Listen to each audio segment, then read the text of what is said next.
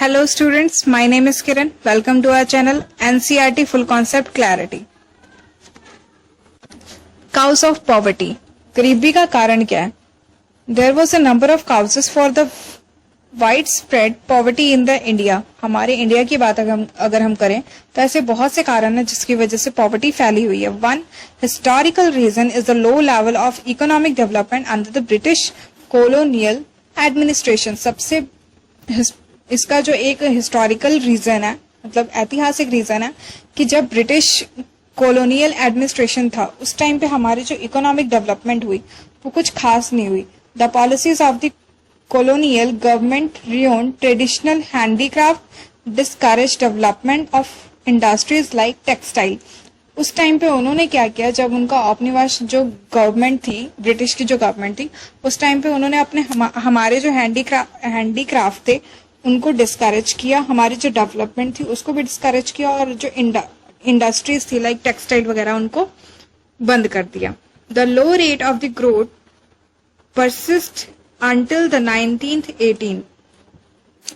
जब 19वीं और 18वीं जो सदी चल रही थी उस टाइम पे क्या था, हमारी जो ग्रोथ रेट थी वो बहुत कम थी. This result in the less job opportunity and the low growth rate of the income. इसकी वजह से क्या हुआ, वहां पर जॉब की जो अपॉर्चुनिटीज थी वो बहुत ज्यादा कम हो गई और ग्रोथ रेट जो इनकम रेट थी वो भी ग्रो नहीं हुई.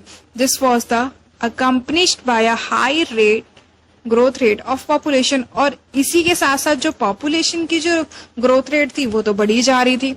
The two combine to make the growth rate of the per capita income very low. इसकी वजह से क्या हुआ कि हमारी जो पर कैपिटा इनकम है वो पूरी तरह से लो हो गई. The failure at both the front, promotion of the economic growth and population control perpetuated the cycle of the poverty. इसकी वजह से क्या हुआ कि पॉवर्टी का साइकिल स्टार्ट हो गया. कैसे? इकोनॉमिक ग्रोथ तो कम है लेकिन पॉपुलेशन पर भी कोई कंट्रोल नहीं है. ठीक है, नेक्स्ट है हमारा with the spread of the irrigation and the green revolution many jobs opportunity were created in the agriculture sector. But क्या हुआ था, जिस टाइम पे इरिगेशन स्टार्ट हुई थी, जैसे हमने पिछले चैप्टर में पढ़ा कि जब मॉडर्न फार्मिंग आई थी, थोड़ा सा रिकॉल कर लेते हैं. मॉडर्न फार्मिंग आई थी तो क्या हुआ था, नए नए सिस्टम इरिगेशन आए थे, उसकी वजह से क्या हुआ था, ग्रीन रेवोल्यूशन. ग्रीन रेवोल्यूशन की वजह से जॉब अपॉर्चुनिटीज बहुत ज्यादा क्रिएट हुई थी. किसमें? एग्रीकल्चर सेक्टर में.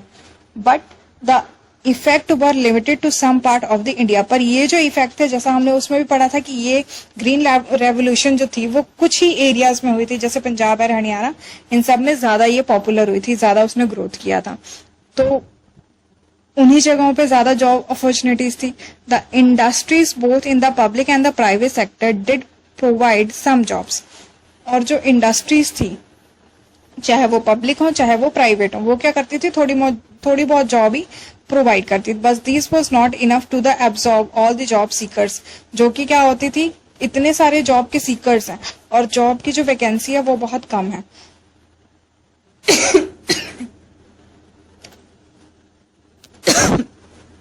Unable to find proper job in the city, many people start working at rickshaw, pullers, vendors, construction works, domestic servant, etc. क्या हुआ, सही जॉब ना मिलने की वजह से सिटी में कुछ लोग रिक्शा बन गए, रिक्शा पुलर्स बन गए, और वेंडर्स जो ठेली वगैरह लगाते हैं, कंस्ट्रक्शन जो कि बिल्डिंग्स बनाने में वर्क करते हैं, डोमेस्टिक सर्वेंट जो घर के नौकर बन गए. With irregular small income this people couldn't afford expensive housing. और इस स्मॉल इनकम के साथ, इनके जो इनकम होती है वो स्मॉल ही होती है, इसके साथ वे अपना एक अच्छा घर नहीं खरीद सकते. People they started living in slums on the outskirt of the city and the problem of poverty largely a rural phenomena also become the feature of the urban sectors. इसकी वजह से क्या हुआ कि लोग जो थे वो सिटीज से बाहर या विलेजेस से बाहर अपने आउटस्कर्ट में जाके रहने लग गए, जिसकी वजह से पॉवर्टी जो है वो अर्बन एरिया सेक्टर्स में भी बहुत ज्यादा फैली. Another feature of the high poverty rate has been huge income inequality. और एक और इसका कारण है पॉवर्टी होने का क्या है, इनकम में इनइक्वालिटी. किसी की बहुत ज्यादा है, किसी की बिल्कुल ही लो है. One of the major reason of this is the unequal distribution of land and other resources. और एक और इसका क्या कारण है कि लैंड्स और या फिर और भी जो रिसोर्सेज होती हैं उसका जो डिस्ट्रीब्यूशन हुआ है वो unequal हुआ है. Despite many policies, we have not been able to tackle the issue in the meaningful manners. और इसके लिए जो भी पॉलिसीज वगैरह चलाई गई वो भी इतनी ज्यादा पावरफुल नहीं रही. Major policy initiative like reforms which aim at redistribution of asset in the rural area have been implemented properly and effectively by most of the state government. बाद में क्या हुआ था, पॉवर्टी को कम करने के लिए हमारी गवर्नमेंट ने रिफॉर्म्स, लैंड ऑफ रिफॉर्म्स के लिए मतलब दोबारा से डिस्ट्रीब्यूशन करना लोगों में, रूरल एरिया में, ये स्टार्ट किया था इम्प्लीमेंट प्रॉपरली. इसको एफिशिएंटली क्या किया गया, इसको इम्प्लीमेंट किया गया, बट कुछ स्टेटों में किया गया गवर्नमेंट के द्वारा. Since lack of the land resources has been one of the major cause of the poverty in the India. इसीलिए इंडिया के अंदर क्या है कि पॉवर्टी का सबसे मेन जो कारण एक है वो क्या है, land resources. Proper implementation of policy could have improve the life of the millions of the rural poor. अगर ये जो इम्प्लीमेंटेशन हुआ था जो कुछ स्टेट्स में हुआ, अगर ये ओवरऑल द इंडिया होता तो क्या होता है कि रूरल्स में कुछ मिलियंस ऑफ जो पुअर जो लोग थे उनकी लाइफ जो होती वो काफी सुधर जाती. Many other socio-cultural and economic factor also responsible for the poverty. और भी बहुत से ऐसे कारण हैं जो कि पॉवर्टी के लिए रिस्पॉन्सिबल है. In order to fulfill social obligation and absorb regular ceremonies, people in India, including very poor, spent a lot of money. हमारे इंडिया में क्या होता है, रिलीजियस को लेके धार्मिक सेरेमनीज में काफी पैसा खर्च होता है. Small farmers need money to buy agriculture input like seeds, fertiliser, pesticides etcetera. और जो छोटे जो एग्रीकल्चर्स होते हैं उनको क्या करना पड़ता है कि पेस्टिसाइड्स, फर्टिलाइजर, ये सारी चीजें खरीदनी पड़ती है. Since poor people hardly have any saving, तो इसकी वजह से क्या होता है, जो गरीब किसान होता है या गरीब इंसान होता है उसके पास बहुत कम ही सेविंग्स होती हैं. दे बोरो, ये सारी चीजें खरीदने के लिए. Unable to repay because of the poverty, they become victim of the indebtedness. So the high level of indebtedness is both the cause of the effort of poverty. और इसकी वजह से क्या होता है कि अगर उन्होंने कोई लोन वगैरह लिया होता है तो वो भी वो नहीं पे कर पाते हैं बिकॉज ऑफ पॉवर्टी. इससे क्या होता है कि उनकी देनदारियां जो होती हैं बहुत बढ़ जाती हैं, और देनदारियां बढ़ना ही एक बहुत बड़ा कारण है पॉवर्टी का. Anti poverty measures. अब पॉवर्टी के खिलाफ कौन से मेजर्स उठाए गए, कौन से मतलब स्टेप्स उठाए गए, क्या क्या उसके सुझाव निकाले गए, अब हम उसके बारे में पढ़ेंगे. Removal of the poverty has been one of the major objective of the Indian development strategy. India की डेवलपमेंट में पॉवर्टी को हटाना सबसे मेन ऑब्जेक्टिव रहा है. But the current anti poverty strategy of the government is based broadly on two plans, promotion of the economic growth and targeted anti poverty programmes. और इनका जो एंटी पॉवर्टी जो स्ट्रेटेजी बनाई इन्होंने वो किस बेस पे बनाई है, दो कारणों पे. एक, इकोनॉमिक ग्रोथ बढ़ानी है, ठीक है, और दूसरी क्या है, एंटी पॉवर्टी प्रोग्राम्स, कि गरीबी हटाओ के प्रोग्राम्स लगाना. Over a period of 30 years lasting up to the early 18, there were little per capita income growth, not much reduction in the poverty. और पिछले कुछ सालों में क्या हुआ है, 30 लास्ट सालों में इनकम की जो ग्रोथ रेट है वो बहुत ठीक ठाक हुई है, मतलब इतनी भी नहीं हुई कि जिससे पॉवर्टी को ही पूरी तरह से खत्म कर दिया जाए. Officially poverty estimate which were about 45% in the early 1950s remind the same even in the early 18s. क्या हुआ कि जैसा कि 18वीं शताब्दी में पॉवर्टी थी, जितनी उसकी एस्टिमेट थी, वही एस्टिमेट क्या हुई 90s 50s में भी सेम रही. मतलब कोई सुधार नहीं हुआ पॉवर्टी लाइन में, बिल्कुल भी नहीं. Since the 18 India's economic growth has been one of the fastest in the world. Economic growth में क्या है, 18th जो था मतलब 18वीं शताब्दी, उस टाइम पे बहुत ज्यादा ग्रोथ हुई थी. The growth rate of jump from average of 3.5% in the 90s, about 6% during the 18s and 1980 and 1990s. Growth rate जो थी वो जंप करके क्या हुई, 3.5% से लेकर वो 6% तक पहुंच गई. The higher growth rate have helped significant in the reduction of the poverty. और इस वजह से क्या हुआ, ये जो ग्रोथ रेट हाई हुई इसकी वजह से पॉवर्टी काफी हद तक कम हुई। Therefore, it is becoming clear that there is a strong link between the economic growth and the poverty reduction। और इस जो फिनोमिना, इस ये जो ऊपर हमने पढ़ा, ये जो हमने ऊपर पढ़ा है, इसकी वजह से हमें क्या पता लगता है कि इकोनॉमिक ग्रोथ और पॉवर्टी रिडक्शन का आपस में बहुत स्ट्रांग लिंक है।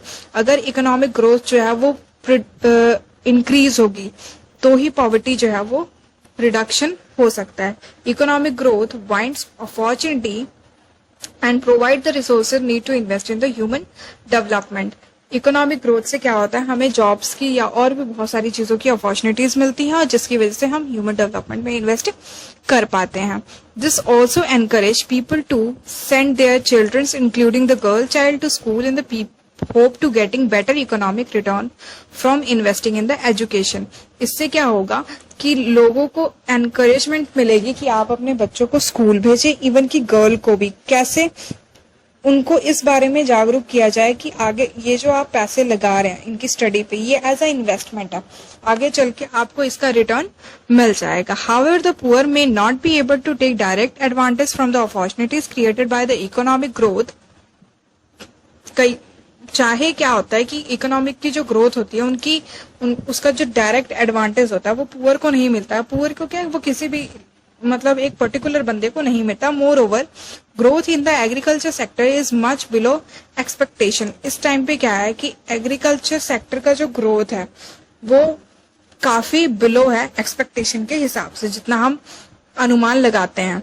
This has a direct bearing on poverty as a large number of poor people live in the village and are depend on the agriculture। और ये किसकी वजह से होता है, पॉवर्टी का बहुत ज्यादा बढ़ना कैसे, पीपल जो गांव में रह रहे हैं जो कि एग्रीकल्चर पे डिपेंडेंट है। In these circumstances there is a clear need for targeted anti-poverty program। In these circumstances there is a clear need for targeted anti poverty programmes.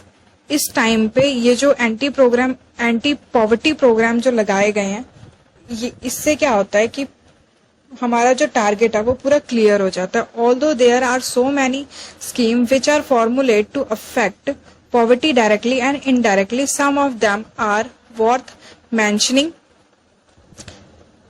ये जो स्कीम्स हमने लगाई हैं डायरेक्टली और इनडायरेक्टली ये पॉवर्टी को ही टारगेट करती है, अफेक्ट करती है। Mahatma Gandhi national rural employment guarantee act 2005 aim to provide 100 days of the wage employment to every household to ensure livelihood security in the rural area. Mahatma Gandhi नाम का एक एक्ट था, Mahatma Gandhi national rural employment 2005 में ये एक्ट बना था। उसके अकॉर्डिंग क्या थी कि एम्प्लॉयमेंट हर घर में क्या होगा कि 100 डेज की वेजेस जो है वो एंश्योर की जाएगी इन रूरल एरियाज में।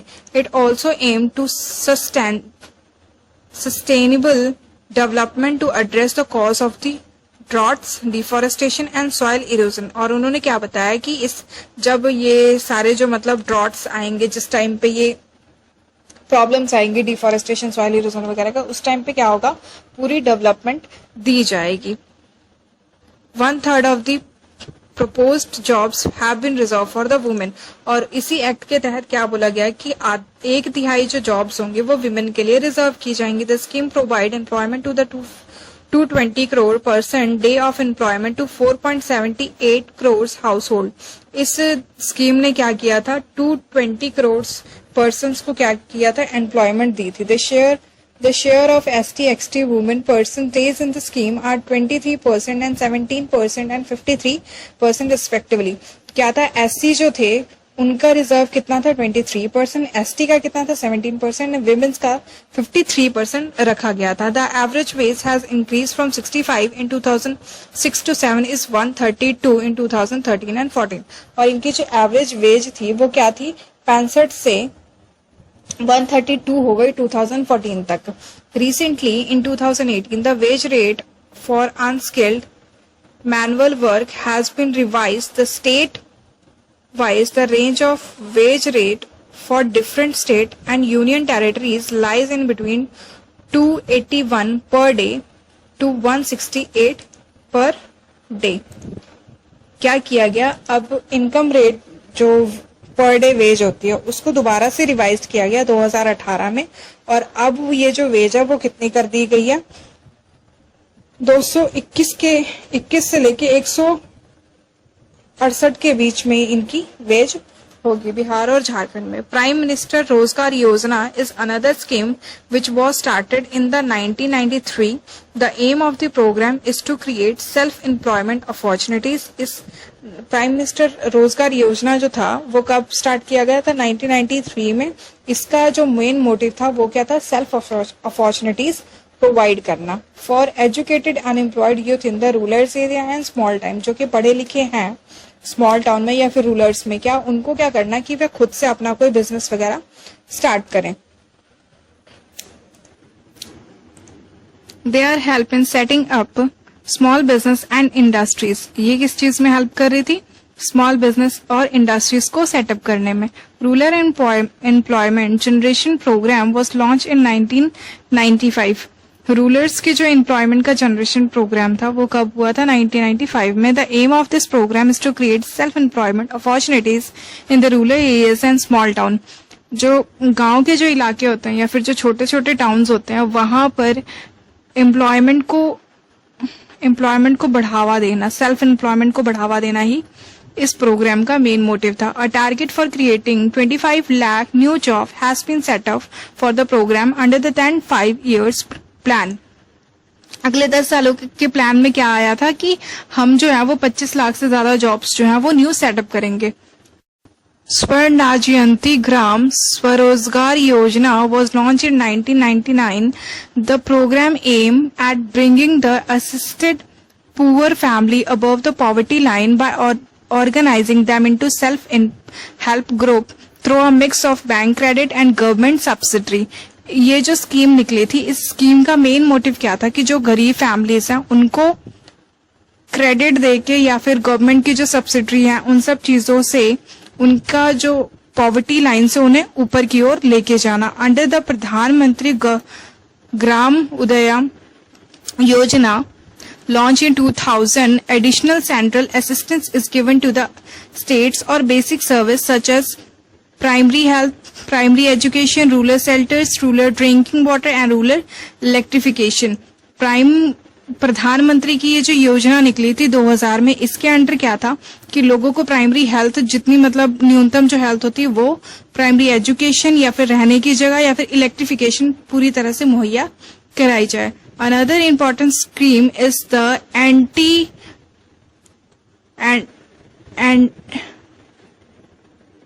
Antyodaya Anna Yojana, about which you will be reading more in the next chapter। और इस योजना के बारे में हमने नेक्स्ट चैप्टर में पढ़ना है। The result of this program has been mixed। इनके जो रिजल्ट आए इन प्रोग्राम्स के वो सारे क्या थे, थोड़े बहुत मिक्स जैसे ही थे। One of the major reason of less effectiveness of the lack of implementation right target। इसका जो मेन रीजन क्या था, ना इम्प्लीमेंटेशन अच्छे से होने का, इनका जो क्या था वो लैक ऑफ प्रॉपर इम्प्लीमेंटेशन था, जो जिसकी वजह से ये टारगेट नहीं हो पाया। Moreover there has been a lot of overlapping of scheme. और इसकी वजह से क्या हुआ कि स्कीम्स में बहुत ज्यादा ओवरलैपिंग थी। Despite good intention the benefit of these schemes are not fully reach to the deserving poor. ये जो स्कीम्स लगाई गई इसके लिए हमने इंटेंशंस तो सही रखी कि हाँ भी हम सारे जो गरीबी है उसको हटा देंगे, पर क्या था पूरी तरह से ये हटा नहीं पाई। therefore the major emphasis in recent year is an proper monitoring of all the poverty alleviation programs। इसकी वजह से क्या हुआ कि जो भी पॉवर्टी से रिलेटेड जो भी प्रोग्राम बनाए गए उसका काफी विरोध किया गया। ठीक है, नेक्स्ट है हमारा द चैलेंजेस अहेड। अब पॉवर्टी को लेकर कौन कौन से चैलेंजेस हैं उसके बारे में हमने पढ़ना है। Poverty has certainly decline in India. Poverty अब क्या है, इंडिया में कम होने लग रही है। But despite the program, poverty reduction remain India's most compelling challenge. फिर भी गरीबी को कम करना जो इंडिया का है वो बहुत बड़ा चैलेंज है. Wide disparities in the poverty are visible between the rulers and urban and among different states. ये जो different states या फिर rural areas को में poverty जो है वो अलग अलग तरीके से दिखती है. Certain social and economic groups are more vulnerable to the poverty. Poverty reduction is expected to make better progress in the next 10 to 15 years. Poverty rates अगर कम हो जाएगा तो उसकी वजह से क्या प्रोग्रेस होगी, नेक्स्ट 10 to 15 years में बहुत ज्यादा इसकी रिडक्शन रेट में प्रोग्रेस होगी. This would be possible mainly due to the higher economic growth, increasing stress on universal free elementary education, declining population growth, increasing empowerment of the women and the economical weaker section of the society. और ऐसा कब होगा, जब economic growth बहुत ज्यादा होगी और education जो है वो यूनिवर्स लेवल बहुत ज्यादा बढ़ेगी. पॉपुलेशन जो है उसकी जो बढ़ने की जो ग्रोथ रेट है वो उस पर थोड़ा बहुत काबू आएगा. इंक्रीजिंग एम्पावरमेंट, वुमेन की जो एम्पावरमेंट है उस पर इंक्रीज होगी और इकोनॉमिकली वीकर सेक्शन जो लोग हैं उनको भी आगे आने का मौका मिलेगा. तब जाकर पॉवर्टी जो है वो खत्म होगी. ये सारे चैलेंजेस हैं. The official definition of poverty however capture only a limited part of the what poverty really means to people. It is about a minimum subsistence level of the living, rather a reasonable level of the living. Poverty का मतलब ये है कि आप बस जी रहे हैं, ये नहीं कि आपके पास कोई reasonable thing है जीने के लिए. Many scholars advocate that we must burden the concept into human poverty. A large number of people may live in the able to feed themselves. बहुत से ऐसे लोग हैं जो अपने आप को मतलब अच्छे से फीड कर पा रहे हैं. But do they have education, पर क्या उनके पास एजुकेशन है, रहने के लिए जगह है, और क्या अच्छी हेल्थ केयर्स मिल रही है, उनको जॉब की सिक्योरिटी है, और सेल्फ कॉन्फिडेंस जो कि बहुत ज्यादा इंपॉर्टेंट है. क्या ये सारी चीजें हैं? चाहे वो अपने आप को फीड कर रहे हैं, 2 वक्त की रोटी अगर मुश्किल से कमा भी पा रहे हैं तो ये सारी चीजें होना भी बहुत ज्यादा जरूरी है. Are they free from the caste and gender discrimination, और क्या उनको कास्ट और जेंडर जो भी डिस्क्रिमिनेशन होता है उससे वो फ्री है. It is the practice of the child labor still common, और जो चाइल्ड लेबर है वो अभी भी कॉमन है. World wide experience show that the development, the definition of the what constitutes poverty and also change. Eradication of poverty is always moving target. Hopeful we will able to provide the minimum necessary in the terms of only income to all people by the end of the next decade. हमने क्या करना है कि अगले जो 10 साल होंगे या अगले जो 10 साल होंगे वहां तक हमने पीपल्स की जो नेसेसरी इनकम है उसको तो फुलफिल कर ही देनी है. But the target will move on for many of the bigger challenges that still remain. ऐसे बहुत से चैलेंजेस हैं जो फिर भी रह जाएंगे. Providing health care, education, job security for all, ये सारी चीजें प्रोवाइड करना हर इंसान को, हर पर्सन को, एंड अचीविंग जेंडर इक्वालिटी, और जेंडर इक्वालिटी को भी अचीव करना है. क्योंकि हमने पहले आपने पढ़ा ही होगा हर जगह कि कई जगहों पर क्या है कि सेक्स इनक्वालिटी बहुत ज्यादा है. कैसे इनक्वालिटी बहुत ज्यादा है, वुमेन्स की जो रेट है वो बहुत कम है और नंबर ऑफ मेंस जो है वो बहुत ज्यादा है. Dignity for the poor, this will be even bigger task, और ये जो सारे टास्क हैं ये बहुत ज्यादा बड़े टास्क हैं पॉवर्टी को कम करने में. तो आई होप आपको ये जो चैलेंजेस हैं वो अच्छे से समझ में आ गए होंगे. आज की वीडियो इस चैप्टर के साथ यहीं पे खत्म होती है. नेक्स्ट वीडियो में हम आपसे मिलेंगे नए चैप्टर के साथ और नए एक अलग टॉपिक के साथ. इस चैप्टर को आप अच्छे से पढ़िए. जो भी आपकी क्वेरीज होंगी उनको आप कमेंट सेक्शन में लिख सकते हैं. मैं उस पर एक सेपरेट वीडियो जरूर बनाऊंगी. Thanks for watching this video.